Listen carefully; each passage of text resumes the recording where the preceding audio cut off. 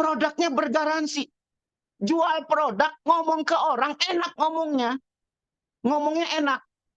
Dibandingkan dengan kita harus cerita produk A, produk B, produk C di luar sana, Bapak Ibu. Tidak ada nilai jual. Hari ini kita ada nilai jualnya loh. Pak, Bu, Bapak Ibu nggak cocok, balikin botol kosongnya, uang kembali 100%. Pak, Bu, mohon maaf ya. Nanti kalau sempat warehouse buka di Indonesia, saya nggak bisa bayangin berapa income platinum, berapa income gold, berapa income Bapak Ibu yang hari ini konsisten kerjakan live good. Loh, memang kenapa Mas Ardi? Karena akan disambut dengan begitu dahsyat para pemilik toko di marketplace. Karena akan disambut oleh orang-orang yang pedagang yang suka jual retail, Bapak Ibu. Anda diam hari ini, saya pastikan Anda menyesal, Bapak Ibu. Kenapa? Karena ini adalah momentum. Saya ngelihat itu loh, Bapak Ibu. Saya ngelihat ada satu yang besar dari Live Good. Coba deh, rendahkan hatinya. Kalau nggak direndahkan hatinya, Bapak Ibu nggak akan mengerti. Saya pastikan Bapak Ibu tidak akan mengerti.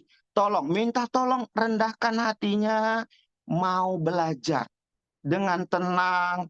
Lalu Bapak Ibu lihat apa kelebihan Live Good. Oke, ini yang poin keempat Bapak Ibu. Mas Ardi, ada lagi nggak poin kelima? Ada Bapak Ibu, poin kelima. Poin kelima. Saya mengerjakan Live Good karena saya tahu bisnis ini bisa dikerjakan hanya menggunakan handphone.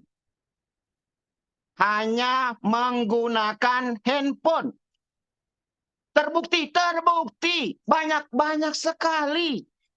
Saya sudah sampai ke desa-desa, Bapak Ibu. Saya sudah sampai ke Purwokerto. Saya sudah sampai ke Pemalang. Saya sudah sampai ke Pekalongan. Saya sudah sampai ke Tegal, Brebes semuanya.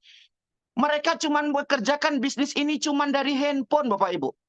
Terus Bu Ani itu yang dari Jember. Mereka kerjakan dari handphone. Mereka berhasil mencetak para gold. Mereka berhasil mencetak para silver.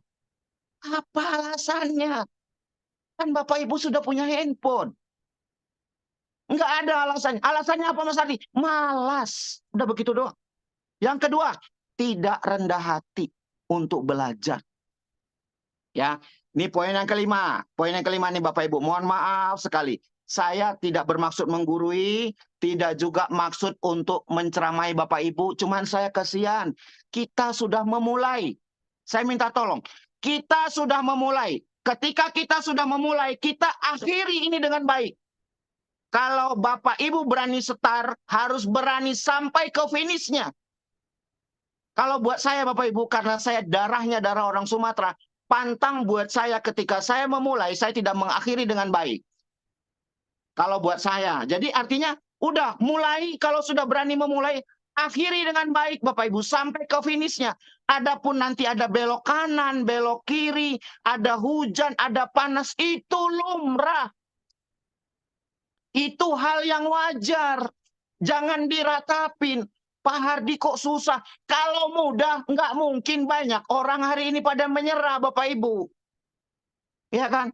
Kalau mudah, kalau gampang, nggak mungkin hari ini orang nggak mau ngerjain MLM. Justru karena tidak mudahlah Bapak Ibu harus berjuang. Supaya Bapak Ibu dapat 2%-nya. Ketika banyak orang tidak percaya, Bapak Ibu percaya, itu kesempatan buat kita. Ketika belum ada orang di kota itu kesempatan buat kita.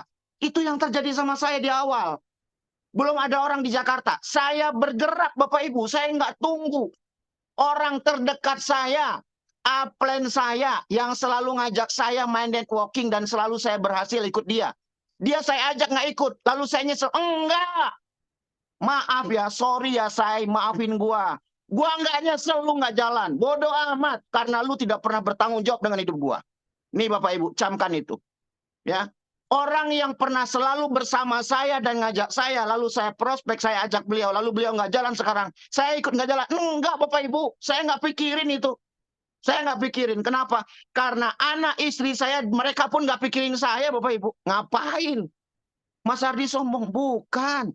Saya sudah berkali-kali meyakinkan beliau, tapi beliau nggak mau jalan. Buat apa? Hidayah kan belum datang. Kita bukan Tuhan yang bisa mengasih hidayah, Bapak Ibu. Ya, jadi saya minta tolong Bapak Ibu rendah hati, mau belajar, terus turunkan egonya. Kalau nggak diturunkan egonya, nggak bakalan. Nggak bakal bisa jadi di Live Good, saya pastikan. Karena Live Good ini simple. Live Good ini mudah. Live Good ini murah. Live Good ini gampang. Saking gampangnya, maka banyak orang meninggalkannya begitu saja. Gitu. Mas Ardi, kalau gitu Mas Ardi sudah... Pak, Bu, mohon maaf ya. Saya pernah masuk 20 besar loh di Indonesia. Jadi kalau bicara, Mas Ardi pernah sukses di MLM. Pak, Bu, mohon maaf sekali. Saya pernah berada di salah satu perusahaan yang notabene-nya saya masuk dalam kualifikasi networking besar loh Bapak Ibu di Indonesia.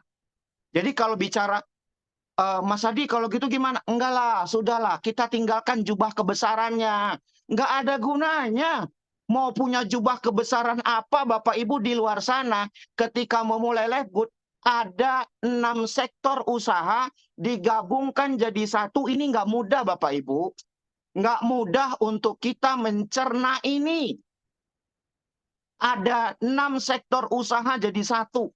Ini nggak mudah kalau Bapak Ibu masih ego, Bapak Ibu masih arogan, Bapak Ibu merasa besar hati, punya jubah kebesaran, jubahnya nggak mau dilepas.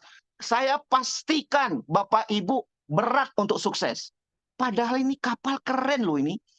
Kapal ini keren banget loh. Kapal pesiar yang luar biasa loh Bapak Ibu. Saya minta tolong rendahkan hatinya. Rendahkan hatinya supaya hidayah bisa masuk. Supaya petunjuk bisa masuk Bapak Ibu.